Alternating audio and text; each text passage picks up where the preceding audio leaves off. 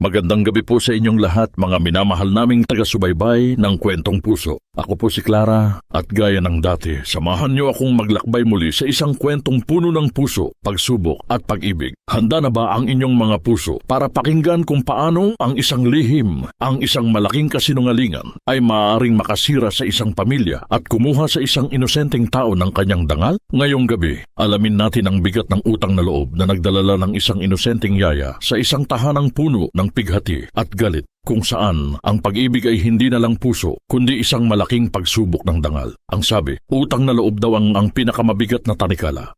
Ito ang nagtali kay Janelle sa bahay ng mga Vergara sa kabila ng lahat ng hiya at takot. Pero paano kung ang utang na loob na yon ang naging dahilan para siya mapagbintangan, mahusgahan at tuluyang masira ang buhay? Sino ang magtatanggol sa isang inosenteng puso sa gitna ng kawalan ng hustisya? Kaya ba sila tumatahimik, Janelle? Kasi nilalagyan mo sila ng ipinagbabawal na gamot para itong malakas na sampal sa hangin. Naramdaman ni Janelle ang pag-ikot ng kanyang sikmura. Ang tinig ni Dr. Karina Dizon, matinis at puno ng galit, ay humati sa katahimikan ng malaking sala ng mga Vergara. Hindi ito tanong, ito ay isang hatol. Tumayo si Mark Vergara. Ang kanyang muka ay blanko sa pagkamangha at pighati. Hawak niya ang isang clear plastic bag na may lamang puting pulbos. Pulbos na hindi niya kailanman nakita. Pulbos na nagbigay ng bigat sa palad ni Mark. Bumulong si Janelle. Pwes, hindi totoo yan, sir. Hindi ko po gagawin yan sa mga bata. Don't lie to me, Janelle. Tingnan mo tong test result na to.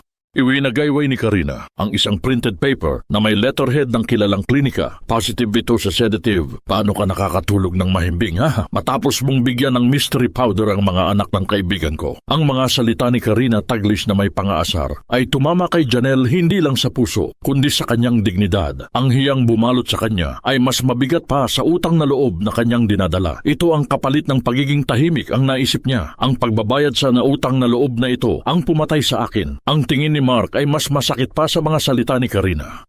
Cold, detached, walang awa, walang pagtitiwala. Parang tingin lang sa isang kasambahay na nahuli sa akto. Sige, magsalita ka? Utos ni Mark, flat at walang emosyon. Anong masasabi mo? Hinawakan ni Janelle ang kanyang damit. Kung magsasabi siya ng totoo tungkol kay Almira, baka lalong masira ang kapayapaan ng mga bata. Nangako siya, tahimik. Wala po akong ginawa, sir. Wala po akong alam sa pulbos na yan. Tingnan mo, Mark! Sumigaw si Karina, lalong nag-aalab. Siya na mismo ang nagsabi. Lair, she's a professional liar. She's a threat to the family, Mark. Palayasin mo na. I'm a doctor. I know what's best for your twins. Ang bawat salita ni Karina ay parang tila martilyo sa bintana ng puso ni Mark. Si Karina, ang matagal na kaibigan, rasyonal, praktikal. Si Janelle, ang yaya na galing sa probinsya, inosente pero walang EBIDENSE. Niyakap ni Mark ang sarili. Bumalik ang grief sa muka. Pagod na siya sa lahat. Pagod na siya sa iyak ng mga anak. Pagod na siya sa lihim. Tiningnan niya ang plastic bag sa kamay niya. Tiningnan niya si Janelle na may luha sa gilid ng mata. Tiningnan niya si Thomas at Liam na ngayon ay tahimik na natutulog sa crib sa kabilang kwarto. Ang katahimikan na yon ay ginto. Wag! Boses ni Mark. Mababa, malamig. Napatigil si Karina. What? Anong wag? Wag mo siyang paalisin. Sabi ni Mark. Tinitigan si Janelle na ngayon ay nalilitong nakatingin sa kanya. Hindi ko siya palalayasin. Ang shock ni Janelle ay mas malaki pa sa galit ni Karina. Mark, ano bang pinagsasabi mo? Are you out of your practical mind? Hindi makapaniwala si Karina. Kung umalis siya, babalik ang sigaw at iyak ng mga anak ko. Kung umalis siya, wala na akong peace. Tinitigan ni Mark si Janelle sa mata. Mananatili ka rito, Janelle! Ngumiti si Karina. Victory. Marahil ay takot lang si Mark na makita ulit ang mga anak niya na naghihirap. Pero may kondisyon. Biglang sabi ni Mark, at ang ngiti ni Karina ay nagyelo. Sa bahay ka matutulog, ikaw ang mag-aalaga sa kanila. Pero hindi ka na pwedeng lumapit sa akin, hindi ka na pwedeng mag-isa sa kusina o sa mga silid ng bata. May kamera sa lahat ng dako. Ang pagdududa ay sumayaw sa mukha ni Mark. Huwag mong subukan, Janelle. Isang maliit na pagkakamali mo lang, isang maliit na glitch sa sistema ko. Tapos ka na. Ang bawat salita ay parang laso na tinitira sa kaluluwa. Janelle ay nanatiling tahimik. Ang pagiging inosente niya ay walang halaga. Ang utang na loob na ito ay nagdala sa kanya sa isang pitan sa loob ng malaking bahay at naramdaman niya ang malamig na tingin ni Mark sa kanyang likod. Alam niya, mula ngayon, ang buhay niya ay magsisimula sa ilalim ng kamera, sa ilalim ng pagdududa. Ang malaking bahay ng mga Vergara ay naging pitan ni Janelle sa loob ng 4 na dingding na may marmol at mga expensive paintings. Nagkaroon siya ng personal na bantay, ang mga lens ng CCTV na nasa bawat sulok. Walang privacy, walang katiwasayan. Alam niya na kahit anong gawin niya, ang cold, judging eyes ni Mark ay nakasunod sa kanya. Walang magtatanggol sa iyo, Janelle, ang bulong ng isip niya. Kasi bawat hakbang niya ay maingat. Bawat hinga ay mabigat. Hindi siya makahawak ng kahit anong gamit nang hindi muna iniisip kung paano ito titingnan sa kamera. Isang hapon dumating si Karina. Nagdala ng mga laruan para sa mga bata na kunwari ay concern pero may sarkasmo sa bawat kilos. Kumusta, Yaya? Tiningnan niya si Janelle mula ulo hanggang paa. Nakakatulog ka pa ba ng mahimbing, knowing na ang allowance mo galing sa taong pinagtatangkaan mong saktan? Hindi umimik si Janelle, nagbibigay lang siya ng magalang na tango, respeto. Iyon ang shield niya. You know, Janelle, pagpapatuloy ni Karina habang nag-aayos ng mga branded na laruan. Mabait si Mark. Too kind. In fact, hindi kanya dapat itinira rito. But since he's being emotional, that's my job, to be practical. Practical. Isang salitang masakit para kay Janelle. Siya ay practical rin. Nagtatrabaho ng husto. Ipinapadala ang lahat ng kinikita niya sa kanyang ina sa probinsya. Hindi dahil gusto niya, kundi dahil kailangan. Kaya huwag kang mag-alala. Ngumiti si Karina. Plastic at malisyoso. Your allowance is safe. Just don't touch the medicine cabinet next time, okay? Your place is just the nursery and the dirty kitchen. Huwag kang aakyat sa master's bedroom. Narinig ni Janelle ang puot at pagmaliit sa boses ni Karina. Hiya, ang pakiramdam na gusto niyang lamunin ng lupa. Pero para sa utang na loob, para sa mga bata. Tahimik siyang nagtimpla ng gatas. Pag-alis ni Karina, dumiretso si Janelle sa maliit at madilim na dirty kitchen. Kinuha niya ang phone niya. Isang tawag mula sa probinsya. Ang ina niya. Hello, Ma. Kumusta po? Mabilis niyang sinulyapan ang kamera sa gilid ng pader. Anak, kailan mo ba ulit maipapadala ang dagdag? Ang bigat ng gamot ni Totoy. Ang tinig ng kanyang ina ay malungkot at nagmamakaawa. Napapikit si Janelle. Hindi pa, Ma. Konting tiis lang po. Babayaran ko ang utang mangutang ko. Huwag po kayong mag-alala. Magtatrabaho ako ng mas husto. Utang. Hindi lang kay Almira, kundi pati sa pamilya niya. Inilapag niya ang phone. Sa loob ng kanyang maliit na locker, nakita niya ang khaki-colored shawl ni Almira. Ito ang huling ibinigay ni Almira sa kanya noong araw na nagkita sila. Ito ang comfort niya. Ito ang tanging ebidensya ng kanyang katotohanan. Maya-maya narinig niya ang doorbell. Isang delivery man ang nagdala ng box ng grocery. Nakita niya ang note sa ibabaw. Special order ni Dr. Karina. May kaunting curiosity, binuksan ni Janelle ang box. Puno ng mamahaling baby products. Sa ilalim ng mga cans of milk, may nakita siyang isang small plastic bottle na may label na tinanggal. Mukhang vitamins. Tiningnan niya ang kamera sa kisame. Mabilis niyang kinuha ang bote at nakita niya ang pirasong piraso ng papel sa loob ng box. Kinabahan siya. Kinuha niya ang mga piraso. Nang buuin niya, nagulat siya. Ito ang part ng resibo ng pharmacy na may petsa at signature ni Karina. Hindi siya slow. Alam niya, ito ay isang setup. Inilagay ni Karina ang bote sa kanyang grocery para lang may mahanap si Mark. Mabilis siyang tumingin sa dustbin at nakita ang bote ng baby wash na binili ni Karina kanina. Walang laman. Mabilis niyang inilagay ang small plastic bottle sa loob ng walang lamang bote at itinapon ito sa trash bin sa labas ng dirty kitchen. Hindi niya ito ginawa para palayasin si Karina. Ginawa niya ito para protektahan ang sarili niya at ang utang na loob niya. Ilang sandali pa, narinig niya ang door ng garahe. Dumating si Mark. Pumasok siya. Diretso ang tingin. Hindi man lang nag-abalang tingnan si Janelle. Pero naramdaman ni Janelle ang lamig ng power niya. Kinuha ni Mark ang remote at pinaikot ang mga monitor ng CCTV sa kanyang home office. Isang close-up ng dirty kitchen. Walang nakita si Mark. Pero sa dulo ng frame, sa outer kitchen, kitang-kita niya ang trash bin na punong-puno ng basura. Tila nag-alinlangan si Mark. Ang tingin niya ay nakatuon sa trash bin na nasa outer part ng bahay. Hindi ka na ba makakapaghintay pa, Janelle? Bulong ni Mark sa sarili niya. Ang galit niya ay nasa loob pa rin, pero may pagdududa na. 3:00 ng madaling araw. Hati ang gabi, isang malakas na ubo ang gumising kay Janelle. Mula ito sa nursery, agad siyang tumayo. Walang inisip, walang hiya, wala ng kamera. Ang instinct ng isang nurse at tagapangalaga ang gumabay sa kanya. Si Liam, isa sa mga kambal, ay umiiyak at nahihirapan huminga. Mataas ang lagnat nito, dali-dali niyang kinuha ang emergency kit at thermometer. Narinig ni Mark ang ingay. Dumating siya, antok at alala ang bumalot sa muka. Nakita niya si Janelle na nagmamadali ngunit kalmado. Anong nangyayari? Tanong ni Mark, ang boses ay matigas at nagdududa pa rin. Nilalagnat si Liam, sir, sabi ni Janelle, hindi tumitingin kay Mark. Kailangan niya ng sponge bath at paracetamol. Inabot ni Janelle ang phone at tinawagan si Karina. Ito ang protocol. Kahit sa phone, halatang inaantok at naiinis si Karina. Oh, just give him the meds, Janelle. Normal lang yan. Don't be too dramatic. I'm a doctor. I know what to do. Ibinalik ni Janelle ang phone kay Mark. Ang sabi ni Doc Karina, paracetamol lang po. Pero sir, biglang nag-clash ang logic at puso ni Mark.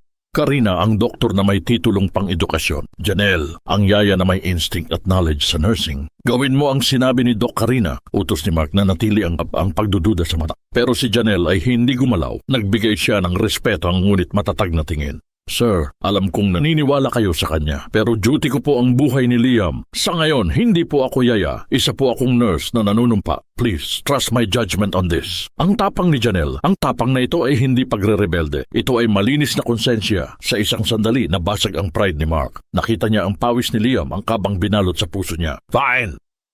Sabi ni Mark, walang ganang-gana. Pero ako ang gagawa, ikaw ang magtuturo.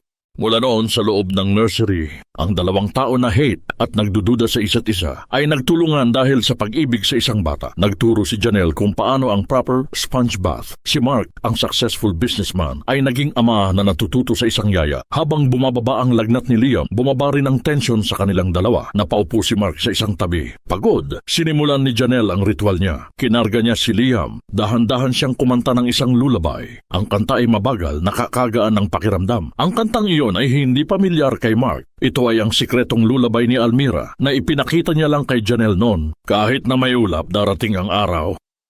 Nakatingin si Mark sa pintuan. Ang tingin niya ay hindi na galit kundi nalilitong pagtataka. Alam ko ang kantang iyan na ang bulong ng kanyang puso. Pero paano? Tiningnan ni Mark si Janelle. Ang puso ni Mark na napuno ng grief at logic ay lumambot ng kaunti. Si Janelle ay humantong sa kanya dahil sa bisa ng kanyang pananalig. Kinabukasan, habang nasa home office, tinawagan ni Mark si Karina. Karina, sabi ni Mark, puno ng pagdududa. Wala ka bang alam na ganyang kanta si Almira, yung lullaby? Lullaby? Nagkanta si Almira. Wala akong idea, Mark. Alam mo namang practical kami. Puro business ang pinag-uusapan namin.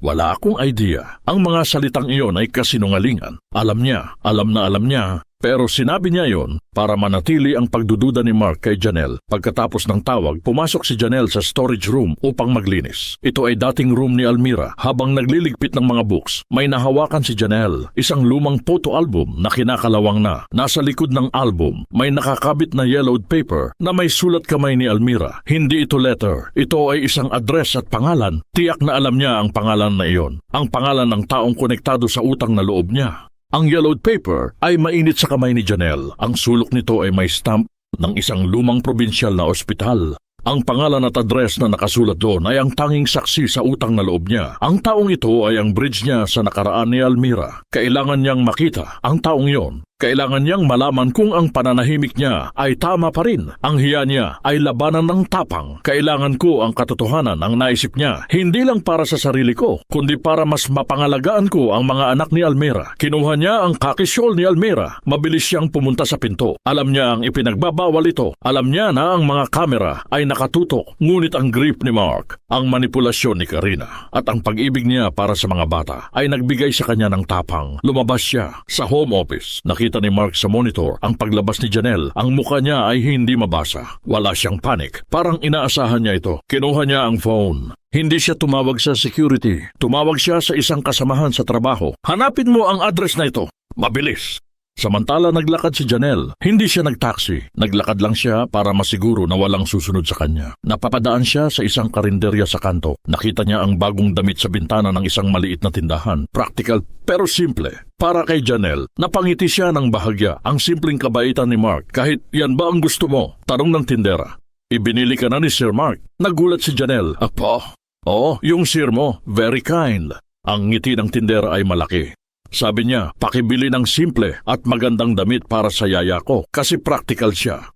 Napatigil si Janelle. Hindi siya nakita ni Mark na umalis pero binilhan siya nito ng damit. Ang pagkakapareho ng isip nila ay nakakagulat. Ito ba ang pagdududa o pag-ibig? Ang puso ni Janelle ay kumirot. Inalis niya ang sweater ni Almira na pinauniforme ni Karina. Sumuot siya ng bagong damit. Nagbigay ito sa kanya ng bagong lakas. Dumating siya sa karinderya na nasa address ni Almira, isang lumang tindahan. Pumasok siya. Nakita niya ang isang babaeng matanda na naglilinis ng lamesa. Siya iyon, ang kaibigan ni Almira. Nag-aalangan si Janelle. Ate Lisa? Nagulat ang matandang babae. Janelle, anong ginagawa mo rito? Kumusta ka? Akala ko nasa probinsya ka pa. Kailangan ko po kayong makausap. Bulong ni Janelle, kaba sa dibdib. Tungkol po kay Almira at sa utang na loob ko. Hinila niya si Ate Lisa sa isang sulok. Gusto kong itigil ang kasinungalingan na ito. Sabi ni Janelle, ang mga mata ay punong-puno ng luha. Kailangan kong sabihin ang buong katotohanan kay Mark. Hindi ko na kaya ang hiya at pagtataka niya. Sabi ni Almira. Biglang tumunog ang phone ni Janelle. Mark. Tumindig ang balahibo niya. Sinagot niya, mahinang boses. Hello, sir? Ang tinig ni Mark ay malamig at mapanganib. Masakit. Nasaan ka, Janelle? Hindi ito tanong. Ito ay utos. Sinong kasama mo? Umuwi ka na, now. Ang tinig ni Mark sa phone ay parang electric shock. Now, walang tanong, walang pagpapaliwanag. Sige, sir. Uuwi na po ako. Kahit ako. Nanginginig ang boses ni Janelle. Agad siyang tumayo. Hinala niya. Sinundan siya ni Mark. Sandali, Janelle. Pigil ni Ate Lisa. Ang sasabihin mo sana. Wala na, Ate Lisa. Delikado. Bulong ni Janelle, ang mga mata ay nanatiling nakayuko. Kailangan kong umuwi, babalikan ko na lang po kayo. Mabilis siyang umalis. Sa taxi pa uwi, ang puso niya ay kumakabog na parang tambol. Hindi na siya yaya, isa na siyang bilanggo na nagrebelde. Pagdating sa bahay, naghihintay si Mark sa sala. Hindi siya galit, siya ay disappointed. Wala siyang emosyon.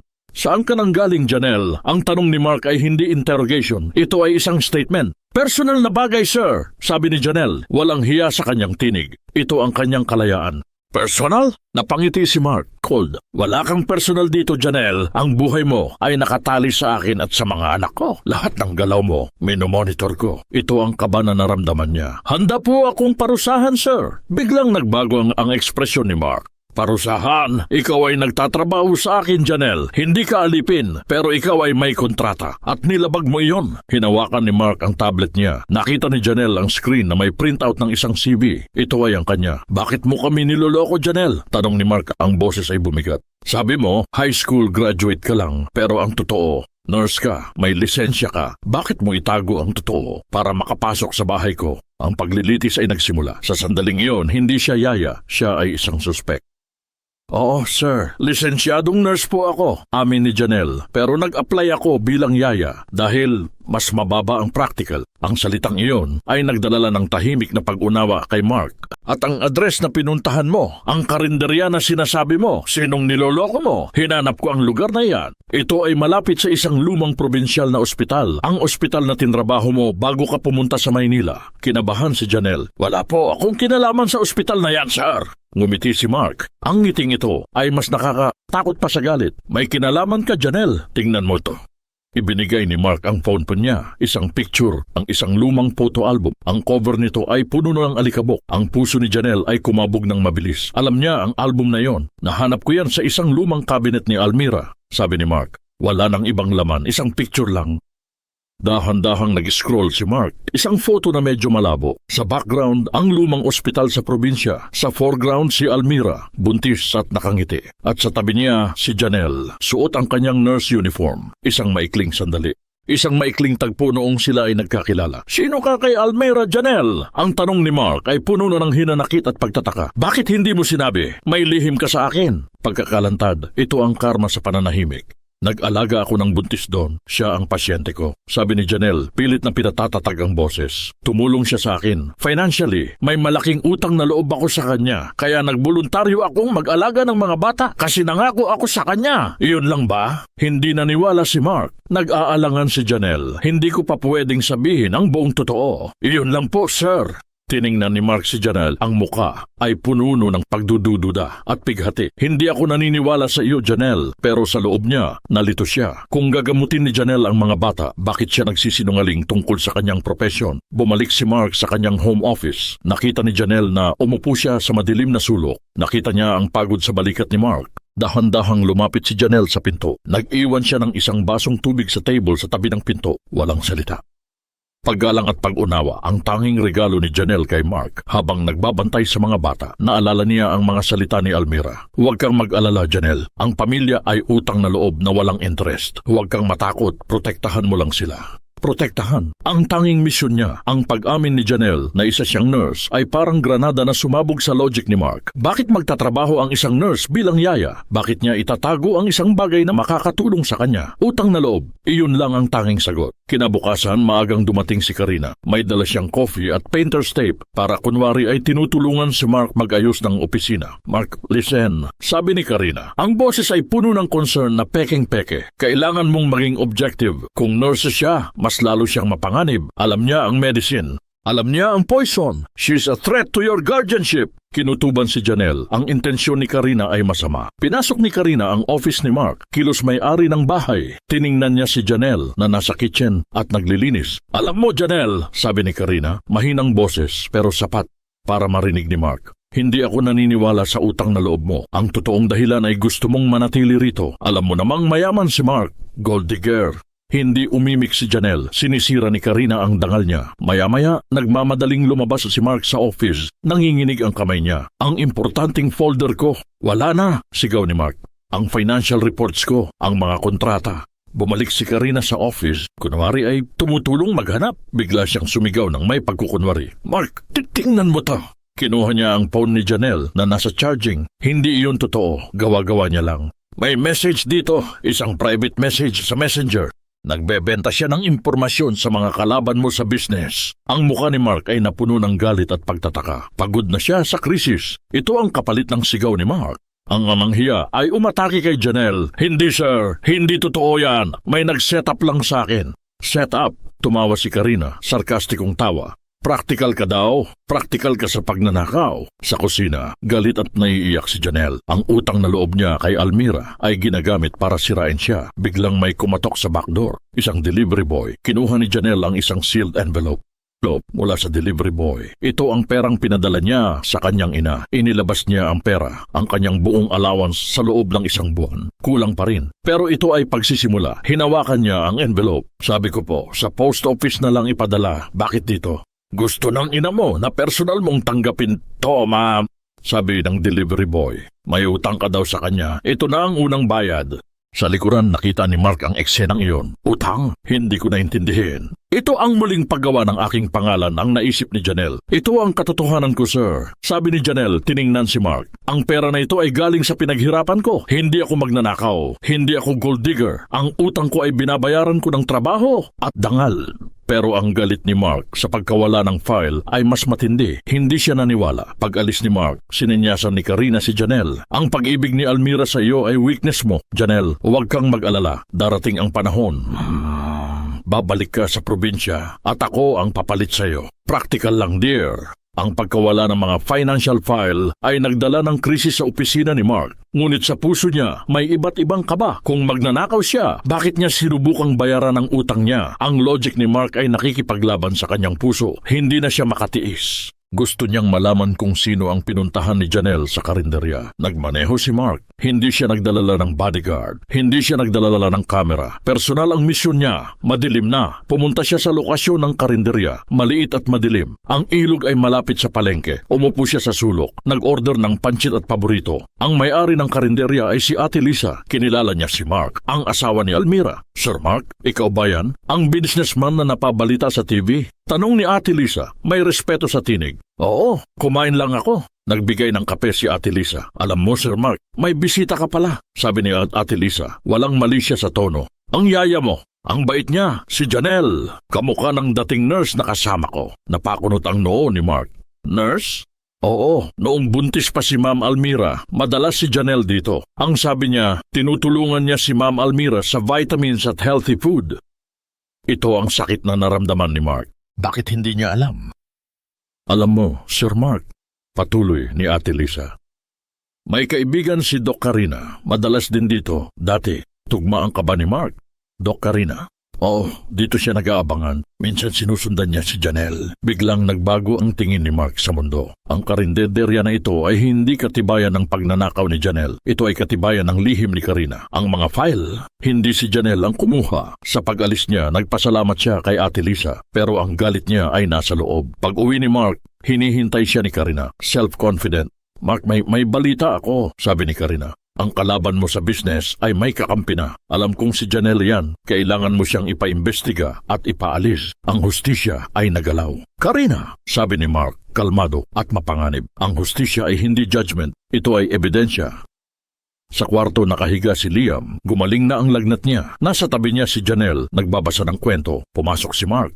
Hindi siya nag-ingay. Nakita niya si Janelle, nangingiti. Nakita niya si Liam, natutuwa. Ito ang pag-ibig niya. Naramdaman ni Mark ang init sa kanyang puso. Ang yaya na nagligtas sa mga anak ko. Hindi siya magnanakaw. Siya ay isang tagapangalaga. Kinuha ni Mark si Tomas sa kanyang crib. Binigyan niya si Tomas ng isang small wildflower na pinulot niya sa karinderya.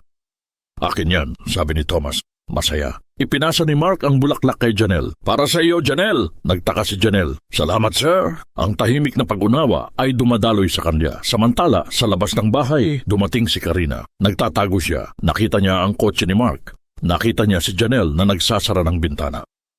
Pumasok siya sa likuran. Taimtim niya ang tinawagan si Mark. Mark, may bagong impormasyon ako, sabi ni Karina. Mahinang boses at seryoso. Nalaman ko na ang dating nobyo ni Janelle ay taga Maynila at nagbibigay ng pera sa kanya. Tinitingnan ko ang mga file sa hospital at may lihim pa siya. Ang kasinungalingan ay naglalakbay ng mas mabilis gabi. Ang bahay ay tahimik, ngunit ang puso ni Janelle ay hindi mapakali. Ang bulaklak ni Mark, isang simbolo ng pag-unawa, ay nasa side table niya. Subalit ang mga bulong ni Karina ay mas malakas pa sa katahimikan.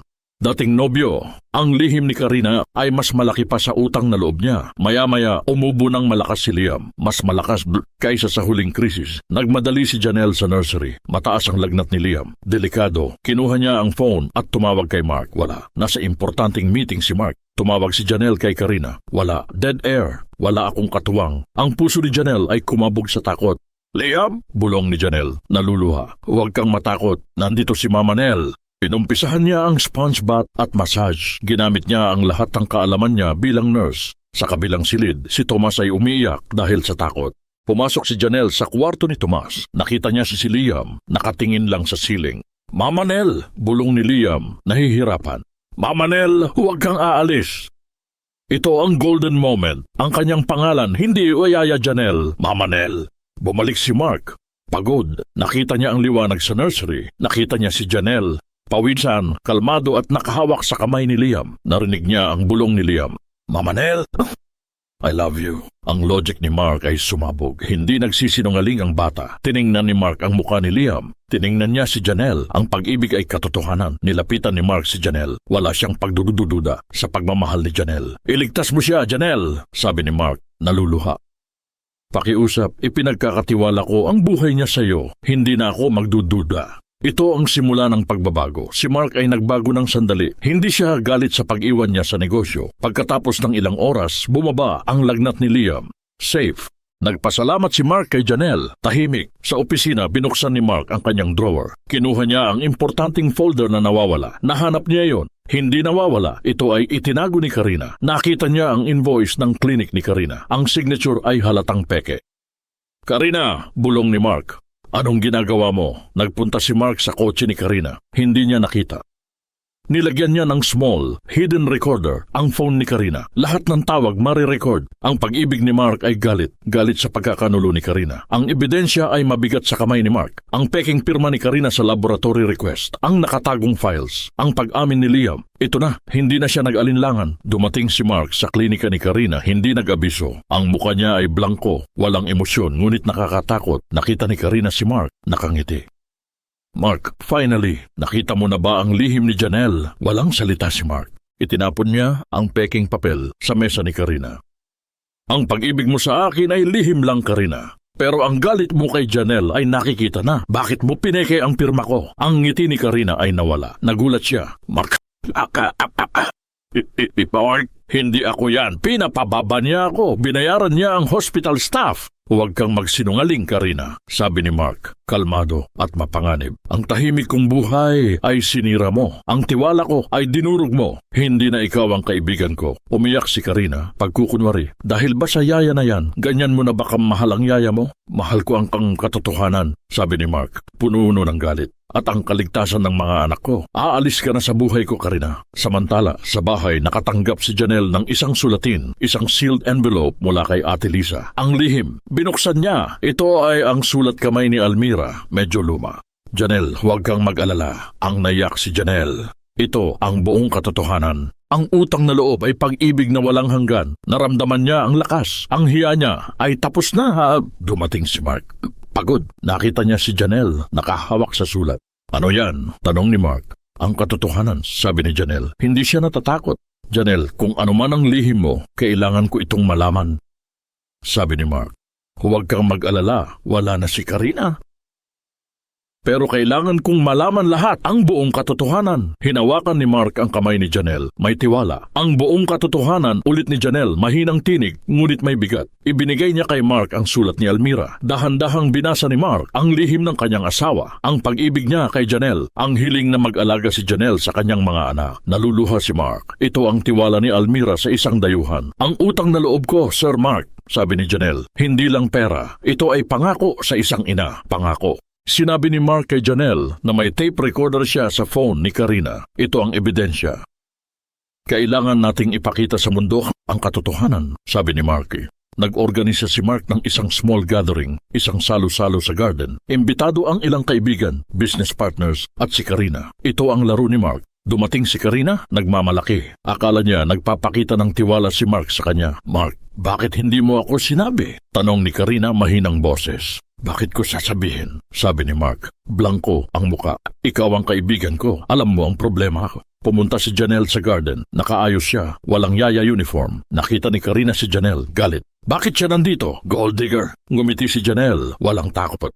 Sa totoo lang, sabi ni Mark, malakas ang boses. May lihim akong kailangan kong ibunyag. Katahimikan. Inilabas ni Mark ang kanyang phone. Play ang recorder. Ang boses ni Karina. Malinaw at matinis. Hindi ako. Ang ekspresyon ni Karina ay nagbago sa takot. Karina, sabi ni Mark.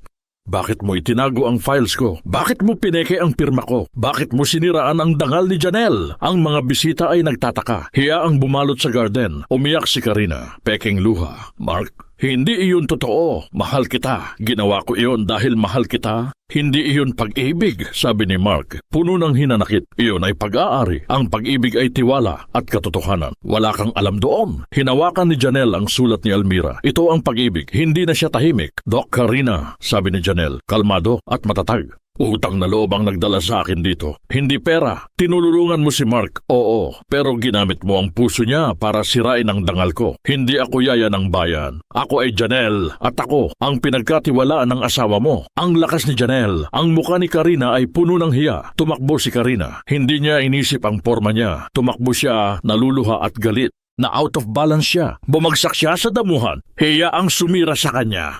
Tiningnan siya ni Mark. Walang awa. Tapos na ang laro mo, Karina, bulong ni Mark. Nakaalis na ang mga bisita. Ang ingay ng iskandalo kanina ay napalitan ng isang kakaibang katahimikan. Hindi ito ang nakakabinging katahimikan ng lungkot na bumalot sa bahay noong nawala si Almira. Ito ay katahimikan ng kapayapaan. Ang hangin ay magaan. Nasa lanay si Mark, nakaupo. Nakayuko ang ulo sa kanyang mga palad. Sa tabi niya, tahimik na nagliligpit si Janelle ng mga baso. Iwan mo na yan, Janelle, sabi ni Mark. Ang boses niya ay pagod pero wala ng lamig. Umupo ka, pakiusap. Nag-alinlangan si Janelle. Nakasanayan na niyang maging yaya, maging anino. Pero ngayon, iba na ang tingin ni Mark. Umupo siya sa kabilang silya. Janelle? Panimula ni Mark. Tumingin siya sa mga mata ni Janelle. Wala ng kamera, wala ng hinala, puro pagsisisi na lang ang natira. Patawarin mo ako. Ang mga salitang iyon ay parang bato na nabunot sa dibdib ni Mark. Nabulag ako ng sakit. Nabulag ako ng logic. Akala ko dahil doktor si Karina, alam niya ang tama. Akala ko dahil yaya ka lang, wala kang alam. Umiling si Mark, huyang-huya sa sarili. Nakalimutan kong ang puso ay hindi nasusukat sa lisensya o yaman. Ikaw ang nagligtas sa mga anak ko habang ako ang muntik ng magpahamak sa kanila dahil sa maling tiwala. Napaluha si Janelle, hindi dahil sa sakit, kundi dahil sa wakas. Nakita na rin siya. Sir Mark, malumanay na sabi ni Janelle, naiintindihan ko po. Ang pighati ay parang usok, nakakalabo ng paningin. Ginawa ko lang po ang ipinangako ko kay Almira. Kinuha ni Janelle ang khaki shawl ni Almira na nakapatong sa kanyang kandungan. Hinaplos niya ito. Noong nagkita kami sa ospital, sir, hindi lang pera ang ibinigay niya. Ibinigay niya sa akin ang takot niya. Sabi niya, Janelle, Kung mawala man ako, natatakot ako na walang magmamahal sa mga anak ko ng buo. Nakita niya ang puso ko, sir, kaya tinanggap ko ang tungkulin na ito. Hindi bilang trabaho, kundi bilang sagradong pangako. Tumayo si Mark at lumapit kay Janelle. Tinitigan niya ang shawl. Ang lumang shawl na dati ay nagpapaalala lang sa kanya ng pagkawala. Ang shawl na yan, sabi ni Mark. Inabot niya ang tela at marahang inilagay sa balikat ni Janelle. Huwag mo nang itago. Sa iyo na yan. Hindi dahil bigay ni Almira, kundi dahil ikaw ang nagbigay ng bagong kahulugan diyan. Sa iyo naging masaya ulit ang bahay na ito. You earned it, Janelle. Napahawak si Janelle sa balikat niya. Ang init ng tela ay parang yakap ng pagpapatawad. Gusto kong bumawi, Janelle, patuloy ni Mark. Nasaan ang pamilya mo? Ang nanay mo na pinapadalhan mo ng allowance. Gusto ko silang pasalamatan. Gusto kong tiyakin na hindi na sila maghihirap. Umiling si Janelle at isang malungkot na ngiti ang sumilay sa kanyang labi. Okay na po sila, sir. Ang huling padala ko. Sapat na po yon para sa operasyon ni nanay. Tumayo si Janelle. Tumingin siya sa hardin. Pagkatapos ay tumingin kay Mark. Ang kanyang mga mata ay may determinasyon ng isang taong nakatapos na sa isang mahabang paglalakbay. Sir Mark! Huminga siya ng malalim. Nasabi ko na ang totoo. Nalinis ko na ang pangalan ko. At higit sa lahat, ligtas na sina Tomas at Liam. Wala na si Karina na mananakit sa kanila. Kumunot ang noo ni Mark. Anong ibig mong sabihin? Bayad na po ang utang na loob ko, bulong ni Janelle. Nagawa ko na ang pangako ko kay Almira. Siguro po, panahon na para bumalik ako sa amin. Kailangan na po ako ng nanay ko. Parang binuhusan ng malamig na tubig si Mark. Ang katahimikan sa pagitan nila ay biglang naging mabigat. Aalis ka? Tanong ni Mark. Ang boses ay basag. Iiwan mo kami? Ngumiti si Janelle pero hindi umabot sa mata. Ako ay isang yaya lang naman, sir. At ngayong maayos na ang lahat, hindi niyo na po ako kailangan. Tumalikod si Janelle para itago ang luhang nagbabadyang pumatak. Tapos na, hindi makagalaw si Mark. Ang mga salita ni Janelle, hindi niyo na po ako kailangan, ay tumimo sa puso niya. Hindi siya makapaniwala. Ang kapayapaan nakakakita lang niya ay mawawala na naman. Hindi ka aalis, Janelle, sabi ni Mark. Mababa ang boses pero matigas ang determination. Sir Mark, tapos na po ang utang na loob ko, sabi ni Janelle huwag tibel, hindi tumitingin sa kanya. Lumapit si Mark kay Janelle. Hinawakan niya ang balikat ni Janelle. May pag-aalala. Hindi na ito tungkol sa utang na loob at pangako kay Almira, sabi ni Mark. Marahang iniharap si Janelle sa kanya. Ako ang may utang sa iyo, utang na buhay. Dahil ikaw ang nagligtas sa mga anak ko, utang na dignidad. Dahil ikaw ang nagbigay sa akin ng tapang para harapin ang katotohanan. Hinawakan niya ang mukha ni Janelle. Walang hinala. Puro pagmamahal. Makinig ka, Janelle. Noong nahihirapan si Liam, ikaw ang hinahanap niya. Noong galit ako sa mundo, ikaw ang nagbigay sa akin ng kapayapaan sa bahay na ito. Hindi ko ito ginawa para sa utang, Janelle. Ginawa ko ito para sa pag-ibig. Tumingin si Janelle sa mga mata ni Mark. Ang sakit at lungkot ni Mark ay totoo. Hindi kita kailangan bilang yaya, Janelle, sabi ni Mark. Dahan-dahang bumaba ang boses. Kailangan kita bilang bahagi ng pamilya namin. Napaluha si Janelle. Ang puso niya ay binubuksan. Ang pag-ibig ay hindi lang sa pagkanta ng lalabay. Ito ay sa tiwala at respeto. Ipagpapatuloy mo ba akong mahalin? Ipagpapatuloy mo ba akong tulungan na maghilom? Nag-aalangan si Janelle. Masyadong mabilis. Masyadong masakit. Sir Mark. Mark, sabi niya. Tawagin mo akong Mark. Mark, ulit ni Janelle. Hindi ko po alam. Masyadong marami ang sakit. Hayaan mo akong hilumin ang sakit na iyon, Janelle. Simulan natin ang bago. Hindi na utang, kundi pag-ibig, katahimikan. Si Mark ay naghihintay. Mula sa nursery narinig nila ang mahina na lullaby. Si Tomas ang kumakanta. Ang kanta ni Janelle. Ngumiti si Janelle, puno ng pag-asa. Hindi ko po kaya na iwanan sila, Mark. Ang puso ko. Huwag mong iwanan ang puso mo, sabi ni Mark. Dahan-dahang inabot ang kamay ni Janelle. Hinawakan ni Janelle ang kamay ni Mark. Init, pag-ibig. Sige, Mark, hindi ako aalis. Ngumiti si Mark. Hindi ang dating ngiti. Ito ay ngiti ng kaligayahan. Pero hahanapin ko ang pamilya mo, Janelle. Gusto ko silang pasalamatan at ipakita sa kanila na ikaw ay may karangalan dito. Iyon ang respeto ni Mark. Sa garden, nakahawak si Mark at Janelle. Ang kapayapaan ay dumaloy. Isang telepono. Ang tumunog. Ang ina ni Janelle. Janelle, anak! Papunta na kami sa Maynila. Bibisitahin ka namin. Magkita-kita tayo sa nagulat si Janelle. Sinasabi ni Mark na pamilya. Ang buhay natin, Janelle. Bulong ni Mark. Nakatingin sa garden. Isa na itong kwentong puso. Isang linggo ang lumipas. Ang bahay ng mga Vergara ay nagbago. Hindi ito bahay ng pighati at lihim. Ito ay bahay ng pag-ibig at pamilya. Dumating ang nanay at mga kapatid ni Janelle, hindi sa likod ng kusina. Sa sala sila tinanggap ni Mark. Nakita ng ina ni Janelle ang respeto ni Mark. Walang hinala. Puro pagmamahal. Nagbigay si Mark ng tulong pinansyal sa pamilya ni Janelle, hindi bilang donation, kundi bilang investment sa pamilya ni Janelle. May dignidad.